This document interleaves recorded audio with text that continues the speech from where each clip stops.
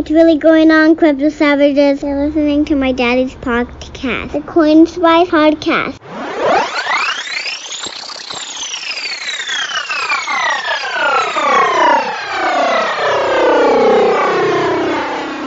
What is really going on, Crypto Savages? You are listening to the CoinSpice podcast with host C. Edward Kelso, editor-in-chief at CoinSpice.io, your home for spicy crypto things on the net. What is really going on, Crypto Savages? This is your host C. Edward Kelso, editor-in-chief out at CoinSpice.io, back with another episode of the CoinSpice podcast. I've got Jahon Khabilov. He is the editor-curator of the Russian-language crypto site CoinLifecom. Real interesting time to get a sense of the scene in Moscow and the Russian Federation, things Putin, things regulation, things sanction, how they see us, what the future is. Super interesting to talk to someone there in Moscow and to get a sense of how they're seeing the space now that pretty much everything has crashed. So do yourself a favor, pick up, maybe actually put down the milk, even though it's going to get spicy. Grab some vodka in honor of our Russian guest here, and pull up a seat, put on your babushka, and buckle up. It's going to get spicy! Without any further ado, here is Jahon Khabilov of CoinLife.com.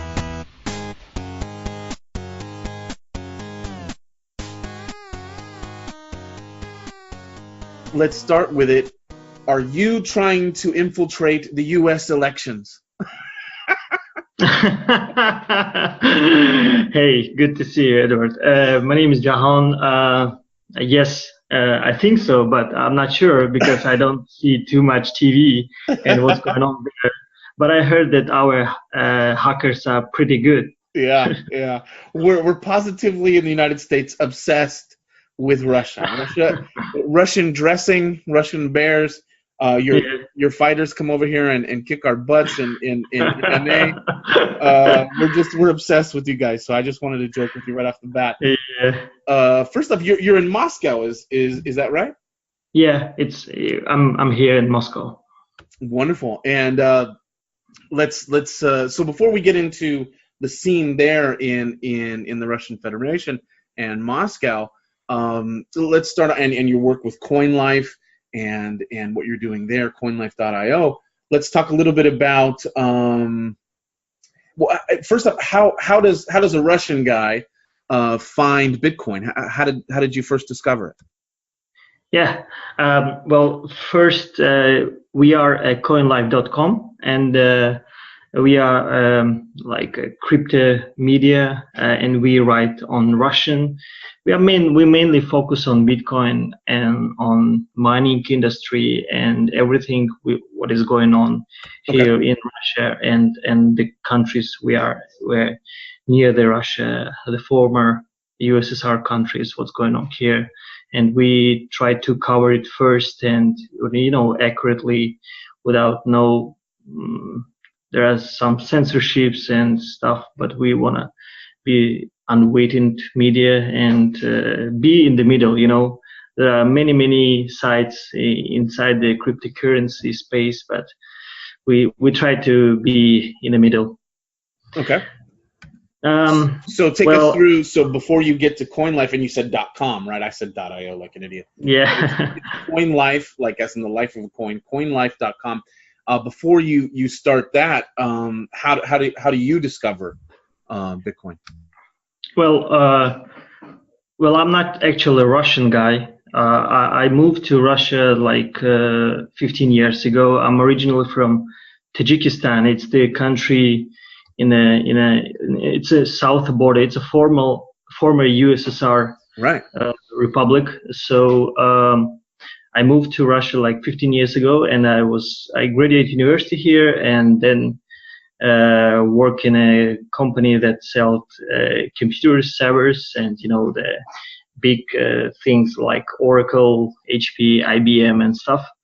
And then I heard about Bitcoin from my mates and tried to search some information on YouTube and what it is and ask Google.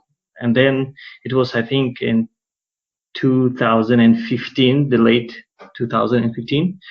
And then I just see what's going on, but I was not too much interested about that because I had a family life, and I was like just reading, but then forgot for a while.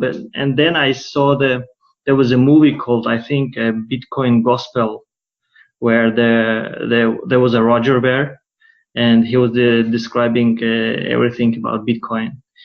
And after that, I realized that this system is gonna work, and it was the point when I started to believe, maybe I can say, like, yeah, believe it, and then search more information, discover more, and all the details. And then after, I think 2017, I attended at one conference in China.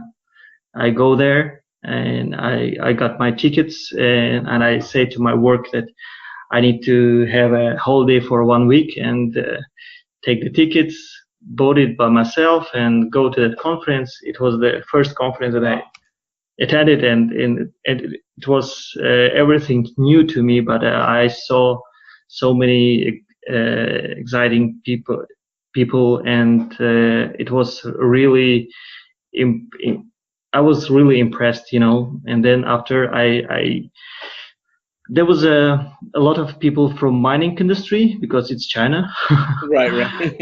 Yeah, but I saw it all, and then I think, maybe what can I do to be closer to this industry, to the whole crypto world. And then I realized that to be a successful miner, you need to have some extra $1 million. And then I said, no, I don't have some money like this. Then I thought that what if I start the media? Because when I was searching the information about crypto and especially Bitcoin, it was not so many media covering that here in Russian language. So Right. So this is the market where can I start to do something new, and then I talked to some guys, and they were very interested about that story. I said that I want to start this project by myself, and I'm searching for some support from maybe investors, and I got some investments, not so much, very early. And I talked to my friends who are already had experience in working in a media company, like like chief editors and stuff like that. And then we come together all and started this project on December 2017. And since that day, we are running it, and day by day covering everything about crypto. Wow. So you guys have been around. Wow. So December of 2017, you've been over a year now. And wow, have you seen, I mean, December of 2017, the space was going crazy. Yeah. And a year later, wow, you have really seen the dip. So what is the scene like? How is crypto? Is it being embraced in Moscow, in Russia generally? Or what do people think of it there? Well, of course, it's like everywhere in the world, everybody got crazy about crypto. When you drive a car, you turn on the radio, and the like music channels, they talk about Bitcoin. Every channel they talk about Bitcoin. When you come home and turn on TV, there is Bitcoin. So really crazy because everybody they washed out every GPUs on the market, and there was no any video cards in the market, in the stores. So they're all being used for miners, right? yeah, it was like many people, they started to mine at their homes. Some of the houses, they were burned out because they didn't. Yeah, it was really crazy, and it was like cryptomania, Bitcoin mania, yeah. And everybody was crazy, and actually everyone started to buy it when it was 6,000, when it was 10, and then 15, and when it was 17, more and more people started to buy because they believe that it will go maybe to 30, to 50, I don't know, to maybe 100. Sure. Yeah, it was pretty, crazy times.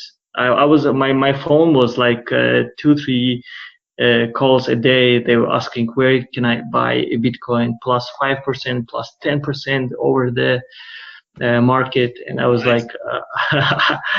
like, I don't know. I can give you some numbers and they can help you, but I was not, like middleman. Yeah. Wow. And so now you've watched it, you've watched it essentially crash. What's the mood like now? Well, if you are asking about the general mood on the people, and I think everybody, not everybody, most of them are thinking that this is the bubble, and it's completely crashed, and well, nothing will happen good about crypto in the future. I think many people, they are thinking like this. I mean people that are not very got involved in a crypto, they are not adopters, they are not believers of Nakamoto consensus or whatever. But ordinary people, they are not. I think they are not believing in the future of crypto here. And you're finding that that's true in Moscow and the surrounding area, so that the interest is just kind of completely died down, huh?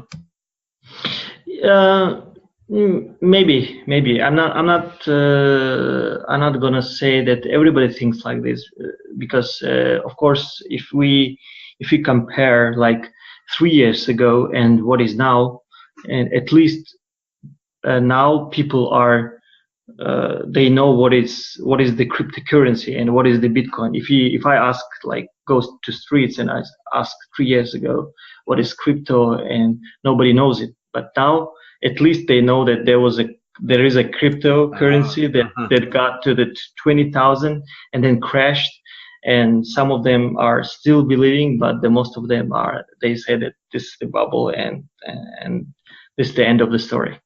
Yeah. We, like you say, we've seen that repeat itself all over the world. Is there a difference, do you think, in the Russian mindset, having come so recently out of the Soviet Union and communism? I ask that because we're here in the West, we're told that Russia, especially right after the Soviet collapse, was thought to be kind of a crony capitalist, casino capitalist paradise, where all these vultures were coming in and exploiting people and so on. But is there a way? Is there a difference in how, like, a Muscovite or a Russian sees crypto, say, from other people in the world? Like, could they have maybe even more faith, like, compared to the ruble, or I'm kind of curious as to how they would view. Is it just about mining, or do they maybe see it also as a medium of exchange to be used? Well, I think some of the people who are close to the government, I think they believe that it can be in a middle of the exchange, because as you know, the country is now under the sanctions, and there is some there is some problems to get a liquidity, a dollar liquidity, and like ordinary Russian bank cannot take some dollars at a very good rate. So they because half of the Russian companies, they work with the companies like Rosneft or VTB Bank or I don't know, Gazprom, which is under the sanctions of the US, and they cannot take advantages from the US dollar or US government services, and that's why the market is completely closed for them. I mean, dollar market. Right. So, and these guys and these people, they try to search for other way how to trade with other countries, how to,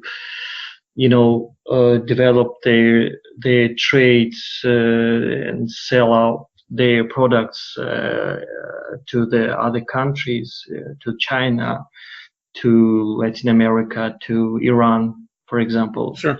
And I think some of them are looking for the crypto to maybe to find out if crypto can help them to to trade it without dollar. And there was lots of talk, especially last year, of Putin's government looking into the supposed state-backed crypto, like crypto ruble.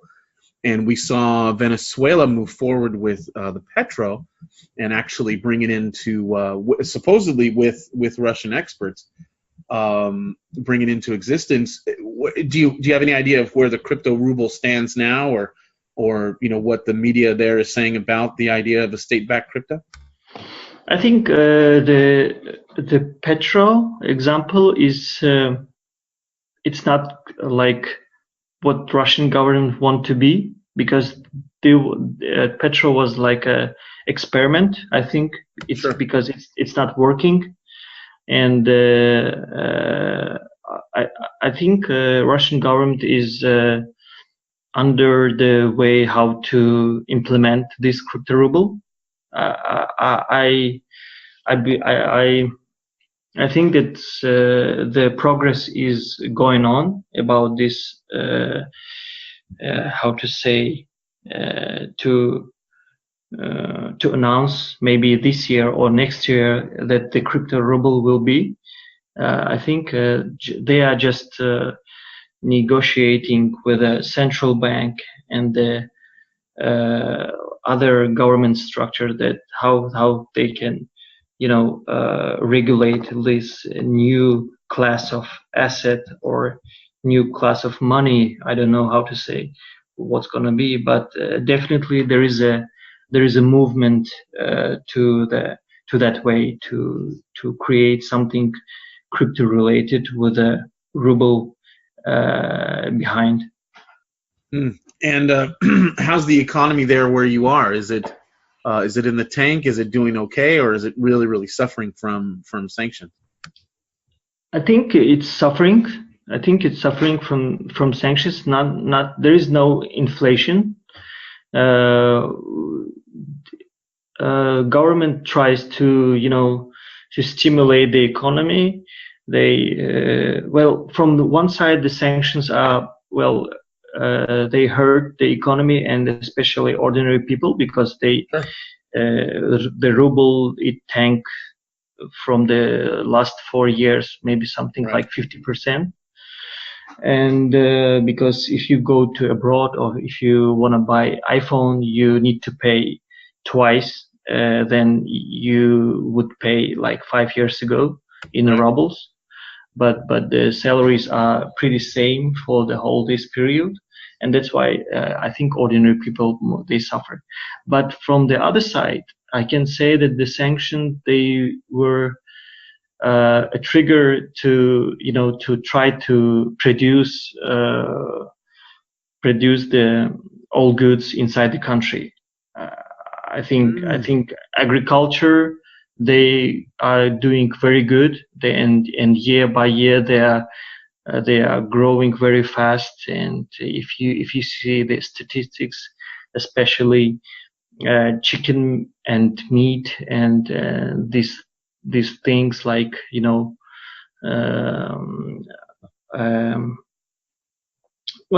agricultural stuff, it's growing. Okay. And it's so kind of I can go ahead. Yeah, it's kind of, from the one side it's suffering, but from the other side it stimulates the people to produce something inside the country. And for the country, it's not bad, That's interesting, and because for us, especially in the West, we think of sanction as being more humane than, say, like war or whatever. And on the surface, that's certainly true. You don't want to see bombs and stuff flying. But on the other side of it, sanctions, I think, can be worse because they have like generational impacts. People can't have access to capital and they can't build, and it sort of affects everything. Whereas maybe a war is kind of temporary, sanctions seem to last forever. But I think what you're saying is that it's kind of forcing some of the country to get a little bit more creative in how they go about economic life. Do you think that could eventually, in kind of a weird way, lead to more people thinking about cryptocurrency? Well, actually, sanctions. I don't think that the sanctions is that a trigger, or is that the point after people are trying to see what crypto can deliver them, or what crypto can give them. But especially in these times where people are not have an access, as you said, to capital, they try to search for other way, including crypto. Okay. But for example, my personally, my mother, she said that I have some US dollars, I have some rubles in my what's that, in my bucket, and I have a couple Bitcoins. So she's also trying to diversify her wealth. Smart, very smart. That is interesting. So you like you say, you start CoinLife.com, and it's been going on for like a year now. And is it because I've looked at it? Is it mostly Russian, or is it all Russian language? Yeah, it's all Russian language. We were thinking about make it international, especially when the market was a little bit like higher. I was thinking about maybe we can translate it, or write something about the crypto in other language, maybe in the language of CIS countries. I mean, the countries are neighbors of Russia, like Kazakhstan or even Uzbekistan. The countries, there are a lot of young generation people, new people that are discovering this new tech. And after that, we just put it on hold. And then we thought maybe we can write it on English, but we are still thinking. I cannot say that we are not going to do that, or we will definitely do. We are thinking, what can we bring something new, because there are a lot of media, and I'm happy that we started this project where there were many competitors. Yeah, because they're all starting to fall, and you guys have established a pretty nice reputation. So with the Uzbeks and the Kazakhstanis and so on, you say they have young populations who are interested in this. Do they, as a matter of course, kind of, I would assume, being former parts of the Soviet Union, do they have kind of a rough knowledge of the Russian language so they can access your site anyway? Yeah. Well, most of the republic that they were the part of the USSR, they still know, many of them still know the Russian language and can read freely and normally without any problem. I'm not sure about Georgia and the countries like Latvia and Litva and Estonia, but most of them, like 10 or 12 countries, that they can normally read Russian newspapers and media. And so the specter of Putin in our side of the world, he looms very large over everything, and we use him as kind of an avatar of like a villain and all this stuff. How does the crypto world in Moscow, in Russia, how do they see Putin and cryptocurrencies? He's made some positive statements, I think, like a year ago about it, right? Yeah, he said that we need to discover this new technology, and we need to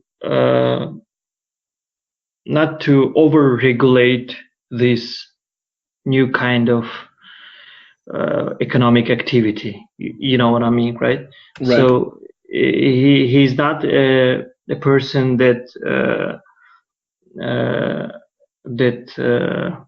makes steps before he completely knows the results. So his background is very interesting, and that's why I think he thinks too many times and then says one time at the end. So I think he's continue to discover, or maybe he's the people who are around him continue to discover, and I think he looks positive to this. Maybe he looks like this can be opportunity to Russia to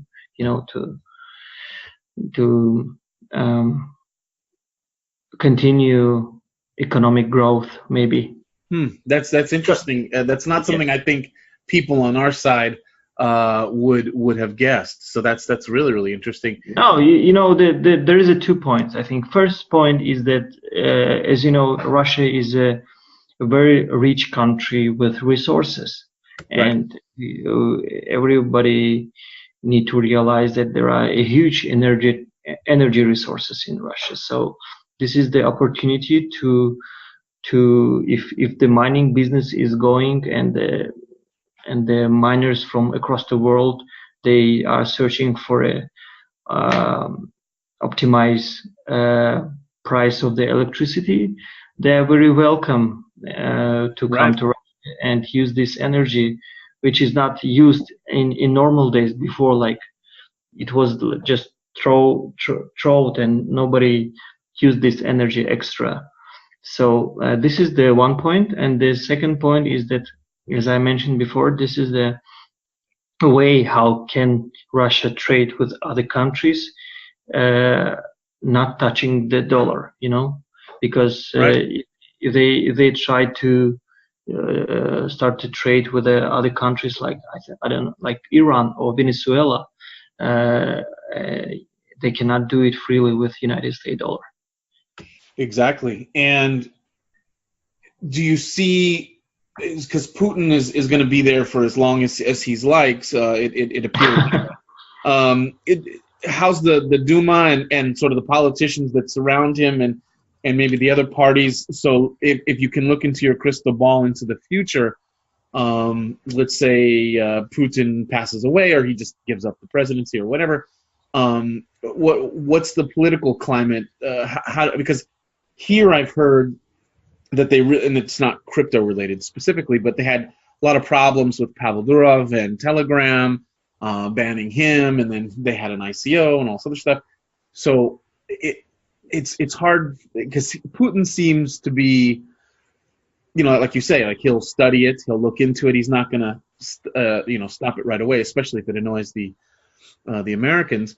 But also, how do you see sort of the underlings, the people below him? How do they view crypto and kind of the future going forward for the country? Well, there is always two sides. One side is a pro crypto, and the other side they are not. They want allow crypto to take place Sure. in the wide adoption. So I think the central bank of Russia, they are very like pessimistic, or how to say, they are not looking positive for crypto. It threatens them in a way. Yeah, but the other wing of the government, like Ministry of Economy, they are looking for the crypto as an opportunity, because their responsibility is to boost up and to economy grow, and they see that this opportunity with crypto. But national central bank, they don't want to lose control of their emissioning money, and they realize that if crypto gets widely adopted, they cannot control it as normal. Right. So there is I cannot say what's there is a wide discussion in some meetups and conferences, and even on TV, where crypto is good or not. But there isn't. I cannot say that there is a one point, or there is a one strong line about the crypto. There are two wings that one of them is positive and the other one is not. Yeah, that sounds very much like what's happening here as well. So yeah. Well, all right. So let's end it this way. Let's talk about the future of CoinLife. You have some kind of big plans for a conference there, as we were talking about before the show. What's kind of the immediate future for CoinLife and crypto in Moscow? Yeah. So as we talked before, this year it's not maybe a best time for organizing big conferences, but some of our partners they are trying to they started to organize, and there is a lot of work, background work now, and they're gonna be a big conference on May in Moscow, and this is gonna be I think one of the biggest conferences for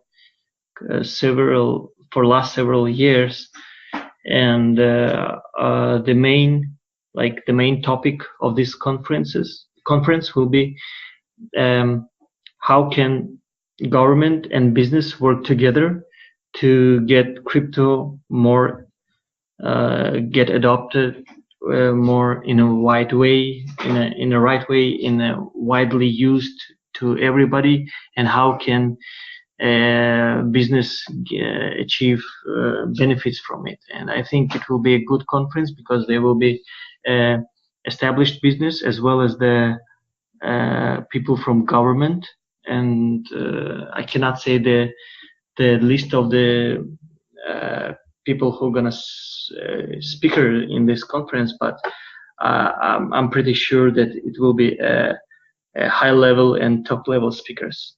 Very nice.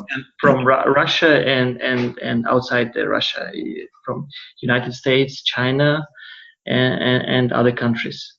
Very nice. And about how many people do you expect to attend in May? The conference hall is booked for over 3,000 people, so it's going to be big. Well, we believe that it will be a really big conference, but the main target is not too much people, but we want to organize the conference and invite people who really love crypto and wanted to get forward and look not to the charts, but what can we do from crypto to get it wide and really make it more wider make it use for everyday life. So I think many businesses and startups will come to this conference from Russia and across the globe, and I have time to invite you guys to visit Moscow and visit this conference. Very cool. Yeah, we would love it.